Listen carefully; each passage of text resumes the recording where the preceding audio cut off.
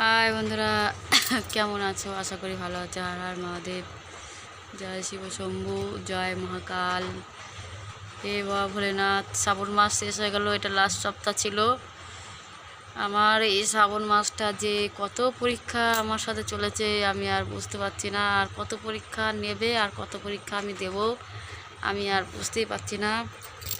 আজকে লাস্ট সপ্তাহ ছিল, লাস্ট সপ্তাহ পুজো দিতে পারলাম না। গেল সপ্তাহ অসুবিধার জন্য দিতে পারিনি। এই সপ্তাহ অসুবিধা মানে কাকা শাশুড়ি মারা গেছে, তার জন্য দিতে পারলাম না। 3 সপ্তাহ দিয়েছি, আর 2 সপ্তাহ দিতে পারলাম না পুজো। তো পুজো না দিতে পারলে কি হবে? আমি উপোস থাকি, আমি যেরকম উপোস থাকার সেরকমই থাকি। পুজো না দিলেও যেরকম, না দিলেও মানে সেই পালনিটা পালি আমি। তো আজকে সকালবেলা এই যে ইনাকে যে তাকাও বাবু তাকাও, ইনাকে সকালবেলা খাইয়েছি, দুধ বিস্কুট খাইয়ে তারপরে বাড়িতে গেছি। আর বাড়িতে এসি পরে রাগে বাজছে না, আর আমার কাছেও আসছে না। ওনাকে করে নিলে ইনি চলে যাচ্ছে রাগ করে। এত রাগ কিসের কে জানে, কী করে রাগ করে থাকে। ভোলেনাথের বাহন, ও ভোলেনাথের বাহন এটা। দেখো কিরম ঘুমিয়ে আছে, টান টান। আমি ওকে বাড়িতে এসে চা খাবার দিচ্ছি, খাচ্ছে না, চুপচাপ শুয়ে আছে।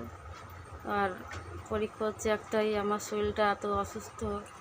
দেখো তাও আমি ব্রত পালন ভঙ্গ করছি না, কেননা দেখি বাবা কত দূর আমার পরীক্ষা নিতে পারে।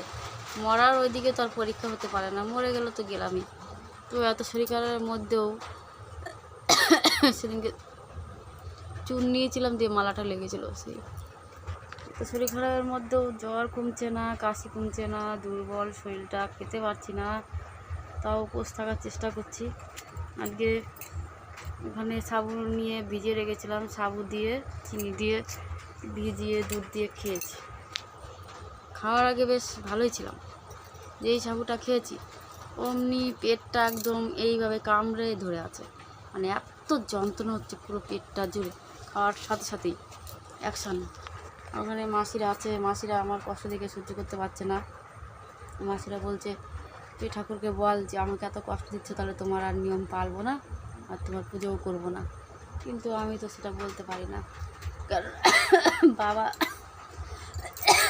কাশির জন্য ভালোভাবে কথা বলতে পারছি না। কাশি মনে হয় আমার শ্মশানের দিকে নিয়ে যাবে। মাসি বারবার করে বলছে, বল তুই। আমি কি করে বলবো? সে আমার পরীক্ষা নিচ্ছে, আর আমি পরীক্ষা দিতেই আছি আর কি। সে যদি তার মেয়ের কষ্ট না বোঝে, আমি কি করব? আমার কিছু করার নেই, আমার হাত নেই। আসলে কপালটাই এমনই কষ্ট, আমার সারাটা জীবনই কষ্ট করে যেতে হবে, সুখ জীবনে হবে না। আর সুখের আশা করিও না। যে কদিন বাঁচি যেন ঠাকুর যদি আমার মুখের দিক নাও তাকায়, তবু ঠাকুরের নাম নিতে নিতে যেন মরে যায়। আর যেভাবে বৃষ্টি পড়ছে বাইরে, মনে হচ্ছে বন্যা হয়ে যাবে, প্রচুর জল হচ্ছে। সকালবেলা ভিজতে ভিজতে গেছি, ভিজতে ভিজতে এসেছি, জামা কাপড় তো একটাও শুকায়নি।